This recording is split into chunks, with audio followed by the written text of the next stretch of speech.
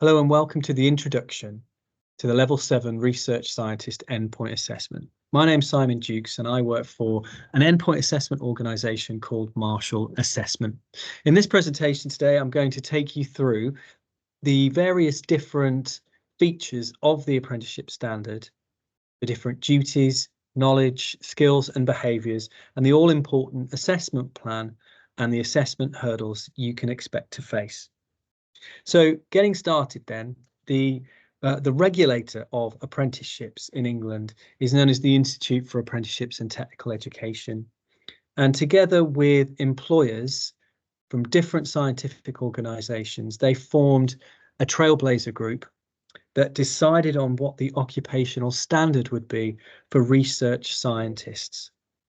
Now, the apprenticeship really started by looking at the various different duties that an apprentice research scientist would have to fulfill for their organisations.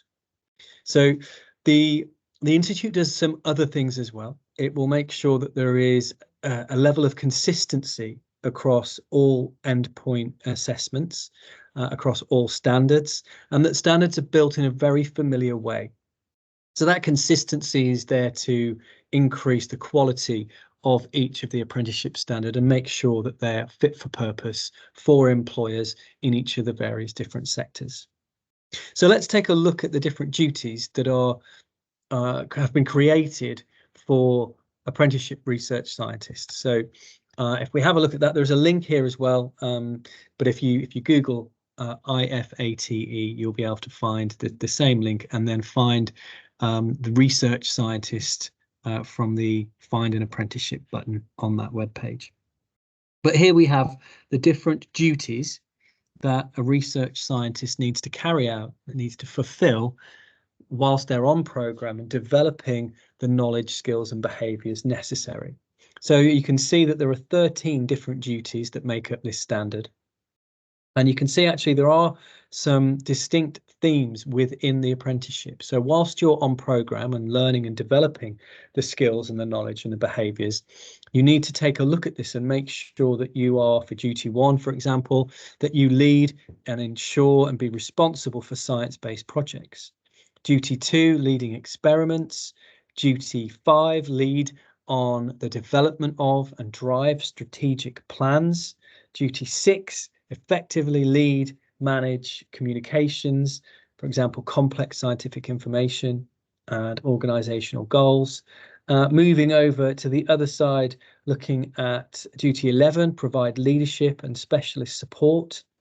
And you can see all of the different other ones there. There is a theme, and that theme I've obviously picked out is the leadership element of this apprenticeship standard. You're very much expected to be leading the work that you do, leading the experimentation in your research, and be able to lead communications and make sure that the work that you do ties into the organizational objectives and pushes and helps that organization to achieve those. So it's quite high level, and that comes out as a theme in the assessment plan and the way that you'll be assessed. So one of the things I would point out at this stage is that whilst you have all these different duties, the Trailblazer Group also developed the knowledge, skills and behaviour statements that you need to work towards. And by doing that, they're effectively saying, in order to carry out duty 1, this is the knowledge, skill and behaviours you'd have to develop. And then duty 2, the same again, and so on and so on. So those KSBs that we talk about in apprenticeships, they're really the DNA of all apprenticeships. So every single one of them has knowledge, skills and behaviour statements in them that help apprentices, training providers and employers to understand how to develop that person to fully contribute. And at level 7, in this case, it's obviously quite high, and it's a leadership expectation within that organisation. So make sure that when you're developing your evidence for your portfolio, that you've got good evidence of the way in which you lead the work that you do. Okay, so we're jumping on a little bit there. Let's bring that back. So we do have a practical period or on programme period for all apprenticeships. And that is where the apprentice will, in this case, develop those KSBs, compile their portfolio of evidence with lots of really good examples directed towards those KSBs. And they'll make sure, in this case, that they have the required English and maths qualifications. And if not, then they would be training towards those and taking those qualifications before they complete that practical period. So looking at the KSBs again in a bit more detail, the 8 knowledge statements which are built into this apprenticeship are here on the screen. So actually this is almost like a headline example for each. So we've got K1, develop a deep and systematic understanding, K2, management, leadership and effective communication, and so on and so on. K6, it just says management of data, but there is much more information that underpins these on that IFATE website. So just for example, K7 actually says entrepreneurial enterprise, but you can see there's a lot more to it. So those different sentences, those different elements of that statement are broken down within the assessment plan, and that's what you're expected to evidence during your assessment. So moving on to skills, again, there are 8 in the very much the same way. If we look at one of those at random, in this case S4, communication skills, there is a lot about that, whether you can communicate in written form, in reports, verbal to communicate, whether you can deliver presentations, answer questions, and give that information in a timely and concise manner. That's really important. So again, those are built into the assessment criteria for your endpoint assessment. There are 7 behavioural elements to this. Again, I'll do the same thing, just bring one up in a bit more detail. Management of expectations of senior management, study sponsors, vendors, investigational sites and key opinion leaders. So it's very much linked to communication, but it's where you would communicate to senior managers, to senior leaders within your organization. So there needs to be evidence of you being able to do that. So often as an endpoint assessment organization, we discuss these standards with training providers and with apprentices themselves, and quite often we'll hear that it's not a perfect fit. So if we looked at those 13 different duties, if we looked at all those different KSB statements, not every single one is a perfect fit. So maybe it's 98%, maybe it's 99% fit, and that's pretty close. However, at endpoint assessment, you are going to need to evidence all of those requirements. So if there is something that you don't really fulfill, or you don't fulfill it in a particularly strong way, you need to identify that early on, and hopefully your employer, your training provider will identify that, and you still need to evidence that if you're going to be successful in your endpoint assessment. So saying that I don't need to do that in my job isn't going to get you the answer you need, and it won't provide the evidence you need to pass your endpoint assessment. So finding those gaps, those pinch points is really important, and then being proactive and filling those and getting a really great portfolio is key. Okay, so we've talked a little bit about what you do during program, just as a lead in. We've talked about the duties, the KSBs, and we get this journey, and many of you will be doing a master's at the same time. And some of those master's programs are very, very well linked to those KSBs. Others might not be so, but either way, you've got to make sure that you're fulfilling all of the evidence that you need with great examples, leading up to the point where you say, look, I'm ready. I've finished my program. I am operating at the right level, at least level 7, for all of those different statements. And I've got a great portfolio. I've done research, several different research studies, and I'm ready to go into what we call gateway. So this is the point at which you are the finished article. All of your on-program learning is finished. You do not need any more formal inputs in terms of learning and development for this program. So you put your hand up and say, I'm ready. Your employer looks through all of the different components and says, yep, I agree. And your training provider also obviously agrees at the same time. So this is a point at which really it's a pause. It allows the endpoint assessment organisation, in this case Marshall Assessment, to review your portfolio of evidence, make sure that everything is there, that it's sufficient, and check that you've got the English and maths criteria and that you are ready, get those signatures before moving you through the gateway period, which is, it can be very, very short, a matter of maybe 5 days or so, into your endpoint assessment window. At this point, we would also request from you a project report title and scope. So this is where your project, that one of the large projects that you'll do on program, will be used. It will be written up, into a report, and we want some information about that because we're going to be using it along with you for your endpoint assessment. So we want to check that the report is well aligned to the assessment, that it is, if everything goes the way it should and goes well, is enough for you at least to pass. Because if you go through Gateway and then create something and show us and it's not, then effectively you'll fail your endpoint assessment. So we want to make sure before you go through Gateway that everything is exactly in place as it should be, and that you've got all the things you need to support you.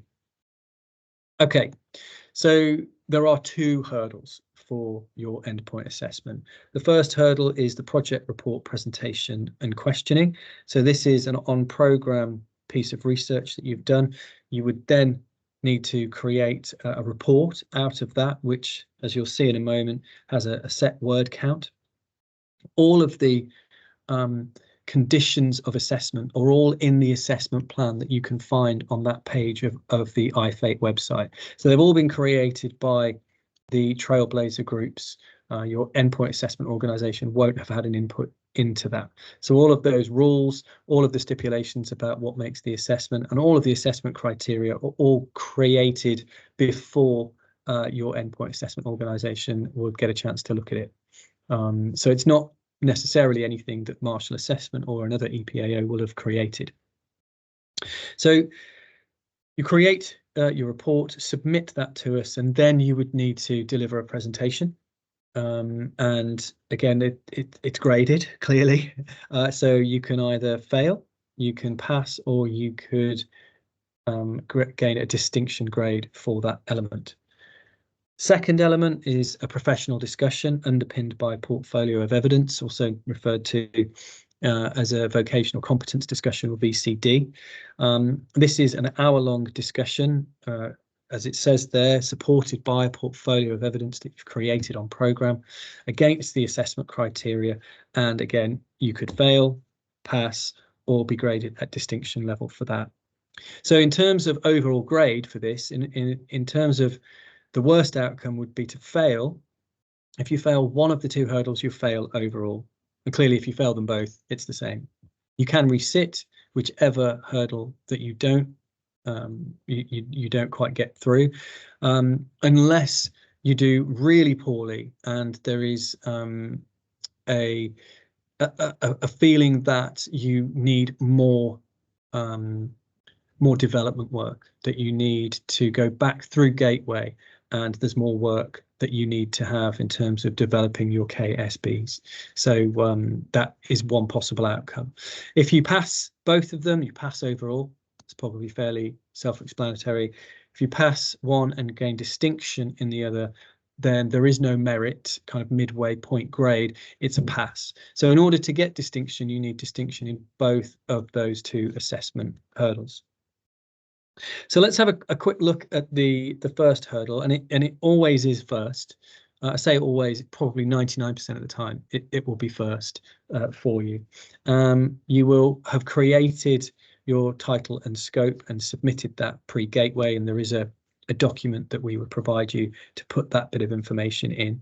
We also then support you by creating a guide for the project report and presentation, as well as a mapping document.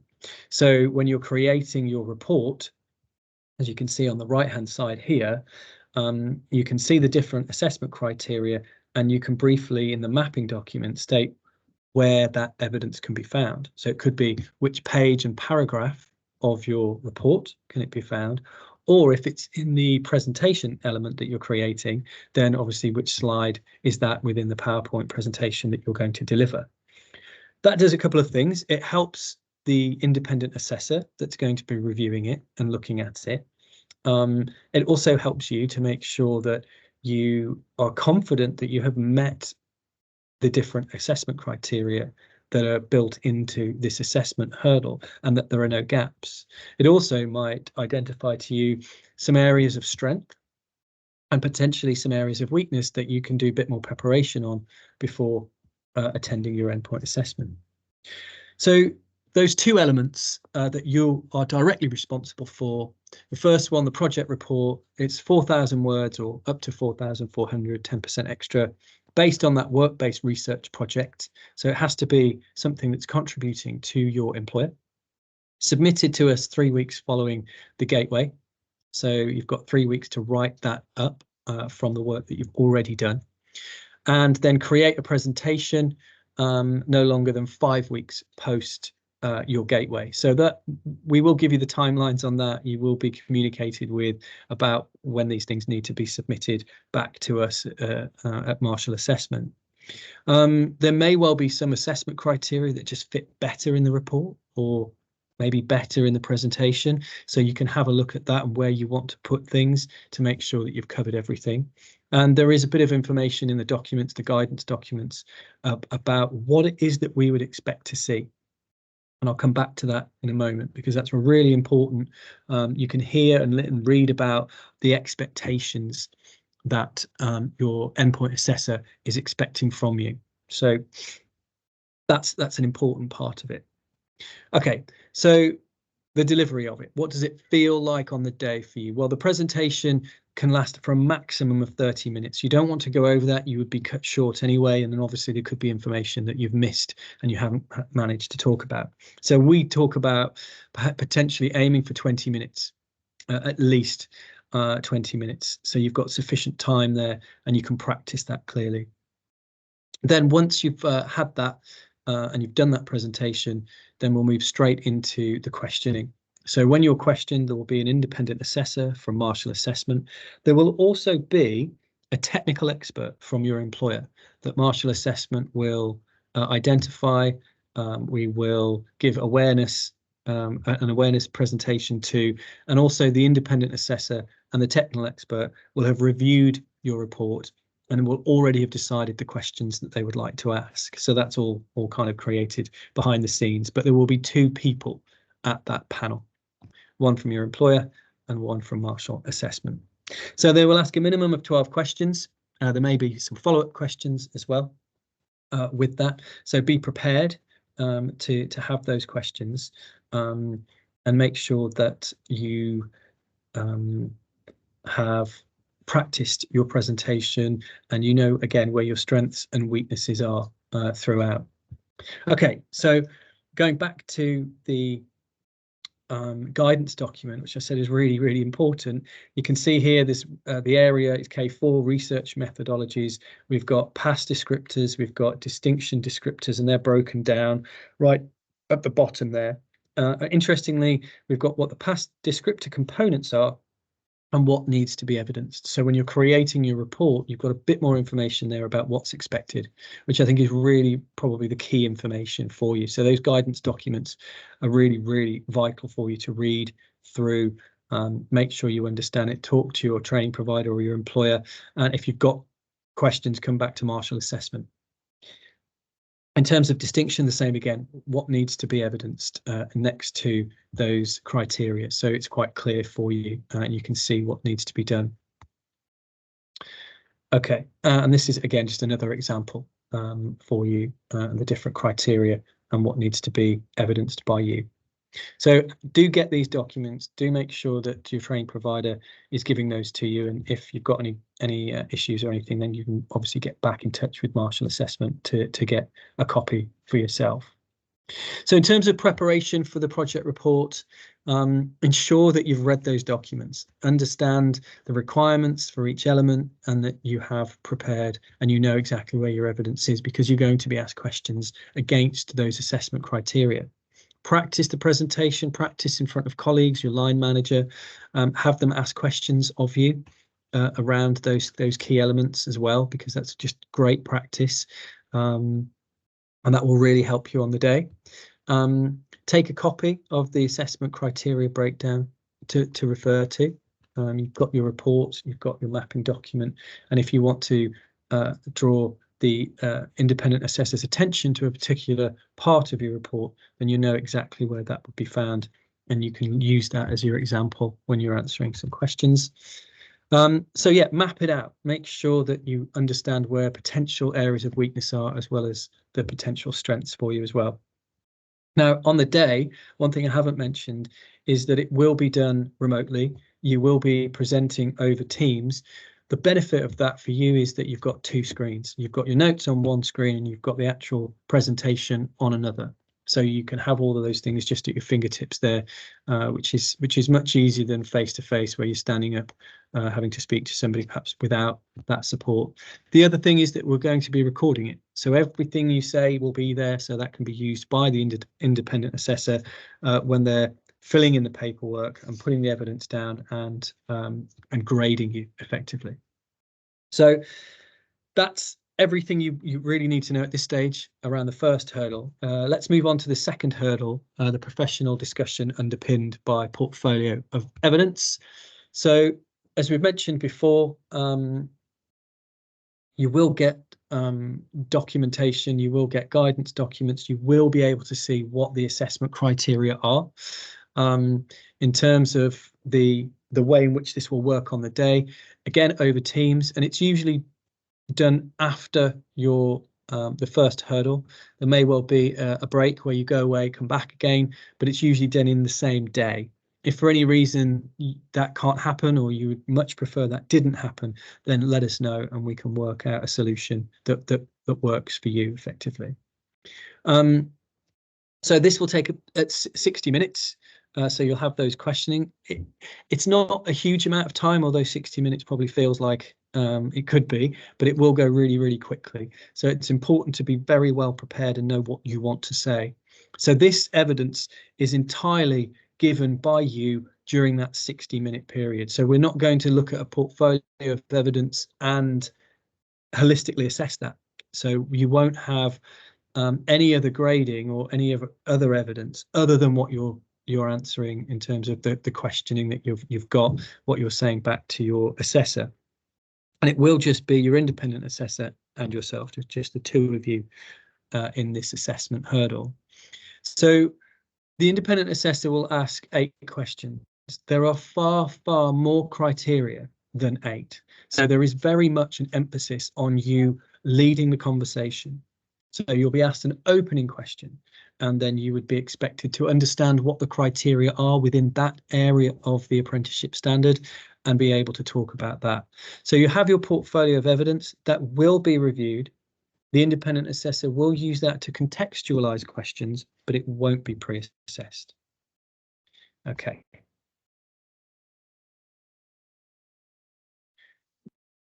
So the guide view will have information within it around the assessment criteria, and it will state clearly what is a pass criteria and what is higher grading, so distinction criteria for you. So it'll be very, very clear. So when you're answering questions, you can have that guidance document with you so that you can see where your evidence is. You might make some notes on that to say the evidence around this area is located in my portfolio, so you can draw the assessor's view back to that.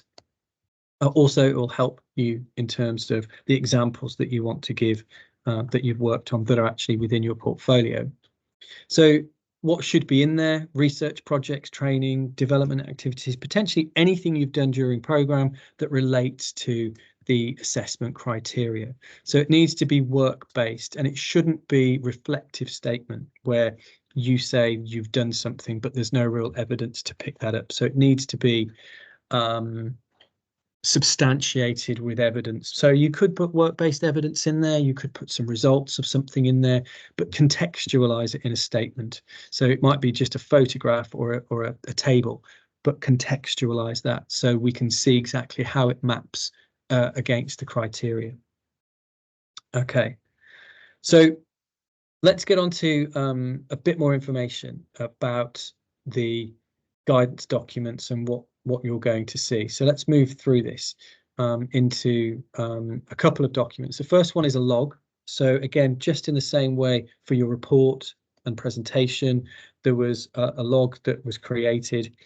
Here we would like you to, before you submit your portfolio, is to map it out. Where in your portfolio would you find this? And you can submit that along with your portfolio. It's a great exercise because without it, are you absolutely sure there are no gaps? Are you sure that the evidence that's there links to the pass criteria or the distinction criteria? Which is it? So really you're looking at how full your portfolio of evidence is and how closely it aligns to the assessment criteria. So it's a really, really good document. Also, you can bring that into your professional discussion. So when you're talking about a particular area, and you can see the discussion area at the top, influencing and negotiating in this example, you can draw the independent assessor's attention back to that one, as we said before. Now, the second document is also a good one, and this is the guidance document. And this one is quite good because it has, just as the first guidance document did, an area that's about what's needed. What do you need to evidence? So here you should obviously have a look at the criteria, have a look at your evidence, but this is giving you an example of really what it is that we're searching for. So demonstrates examples of advanced negotiation and influencing. Well, the apprentice should provide examples to show how they've used advanced negotiation techniques. This is really around communication more than anything else in that example. I'll give you another one. This is organizational structure. That's the area and your role within it. That's the area of the standard. So an example open question, this is directly from the guidance, is this. So you might be asked something along the lines of, in your portfolio, you provided an overview of your organizational structure and your role. Can you describe how your role has worked within that structure to help the organization achieve an objective? So it's it is quite a broad opening question. And if you look at the criteria that are here, this is your opportunity now to tick these off with what you're saying. So you can tell the independent assessor about your organization, where you fit into that structure and why the company has chosen that structure as the optimum way of doing business. It could be that there are internal pressures that have led to the organization structuring itself in that way. There are obviously going to be some external pressures around each of the organizations. It could be regulations, it could be regulators, it could be a whole host of different things that have led to that organization setting up the structure that they have. Why is that good? What are those regulations? And if you find yourself slightly going into other areas of the standard, don't worry, because there is an area about regulations and ethics. But if you've talked about some of that here and ticked off some of those criteria at this point, that's great, because what you're saying is going to be holistically assessed against all criteria. So if you say something now but not later, if it does contribute towards some evidence of something else, we will find that and we will attribute it to it. So here you've also got an opportunity to talk about how you have contributed to the success of the organisation, perhaps in a project, how you've aligned that success or how it aligns with the company goals. You could discuss different projects, although we're not expecting you to talk about the project from hurdle number one, but you will have had other projects you've worked on during your time. And you can talk about the high level leadership that you provided within that project or within the team for the business. You could talk about your role and how you interact with other people, teams, departments, or business units. And that links to the second area for discussion, which is all around communication. So you can see how a single question asked by the assessor will give you an opportunity, along with this document, having it in there with you, probably hard copy with notes on, is going to really help you to make the most out of that opportunity. And if there's something that you haven't mentioned that they're looking for, you would expect the independent assessor to say, tell me a bit more about A, tell me a bit more about B, or what about this, and what about C. So that's how you can expect the the professional discussion to go. But I would state leadership was all over the duties within this standard. It's a really heavy theme within these two hurdles, particularly this second hurdle. So if you are involved in something and there are elements that you're leading on, make sure that that's very, very clear, that you're not just being taken to the end of a project by somebody else, that you are leading areas of it or potentially all of it, but really sell the fact that you are in charge, that it's your decision and how you have handled things and that you were leading. And that's not just for as I say, the research project in the first hurdle, throughout some of the themes in the professional discussion. So ensure you understand the requirements, use the guidance documents, practice responding to open questions. Perhaps line managers or colleagues could have a copy of that guidance document and ask you open questions. Tell me about this, you know, those kinds of things as an opener, and then you can practice your responses, ticking off those criteria as you go. Realistically, if you haven't looked at the assessment criteria and you don't know what evidence is required, you are not going to pass. You can't just come out with it. And be aware this is not a question and answer session. It's a level 7 professional discussion that you need to lead, and that you need to give sufficiency and depth in your answers up to that level.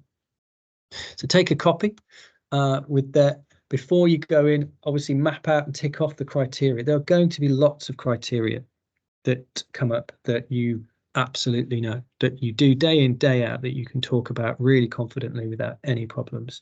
It's those ones that kind of make you pause for a moment.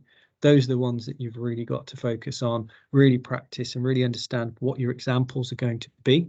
They don't just have to come from the portfolio. If you've got other examples in addition, you can obviously talk about those. It doesn't have to be in the portfolio when you're talking about it. So just bear that in mind. I put this up here about coaching and mentoring. There is a section within this that has differentiated between you coaching somebody and you mentoring somebody, and they are different.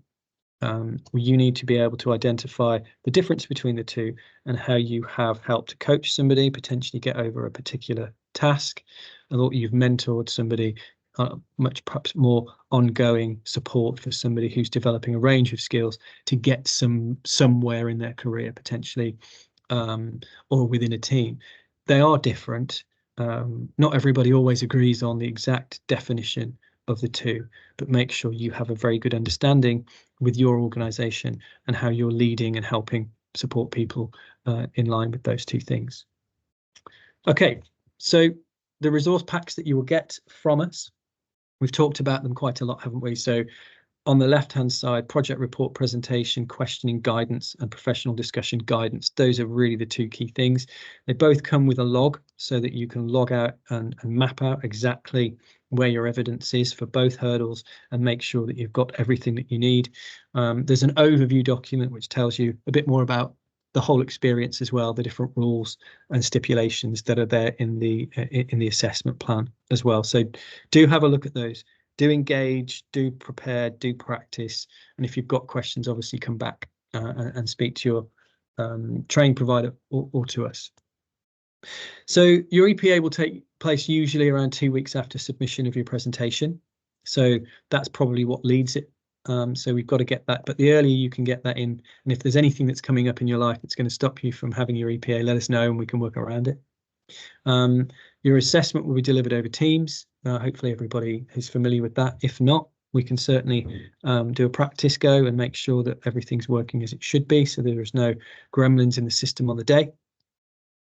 The presentation of your report followed by questioning in the morning, and then, as I said, usually the same day, professional discussion after a suitable break. Perhaps you're going to bite to eat, and then move on to the second part. In terms of your grade afterwards, it will take us up to 15 working days to have the independent assessor go through the evidence, fill in all of the paperwork, grade you, submit that.